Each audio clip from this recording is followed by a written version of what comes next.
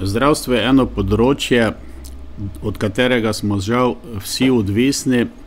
in seveda tudi izjemno občutljivi takrat, ko gre za nepravilnosti na tem področju. Vsi se bomo spomnili zgodbe o operacijskih mizah, ki se nikakor niso zgodile, dokler nismo na koncu ugotovili, da gre zadaj za eno nenavadno korupcijo, kjer se je razpis peljal izključno tako, da bi lahko dobavljala ena in ista firma, ki je zaračunavala za to vrstno opremo neverjetne zneske. Zanimivo je tudi to, da smo v našem koncu v Prekmurju opremljali vojaško bolnico, tako imenovano Role 2,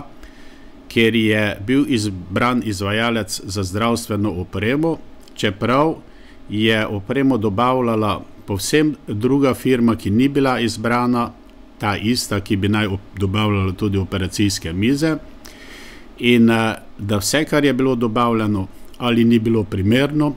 ali ni bilo naročeno, oziroma je bilo dobavljeno tisto, kar ni bilo naročeno, opremo pa je prevzemala komisija, ki sploh ni bila imenovana,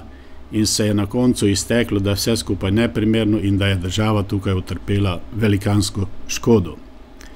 Spomnili se bomo tudi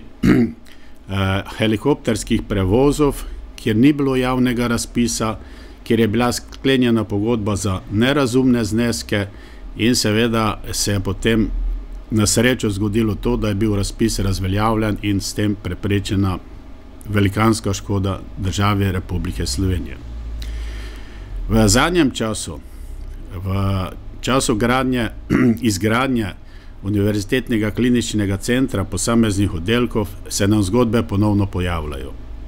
Neverjetne podražitve, primer pediatrične bolnice, kjer so na primer zneski za električno opremo porasli tudi 100%, in kar je najhujše, da so očitno tisti, ki so lobirali za določene izvajalci, prejemali neverjetne provizije. Šlo je seveda, vemo, za 100.000 evrov. In te zgodbe se nam danes še vedno in znova pojavljajo. Kar je pa najslabše v državi, da nobena teh zgodb, čeprav so dokazane, ne doživi epiloga na pristojnih organih, ki bi morali preiskovati, dokazovati in seveda na koncu obsoditi.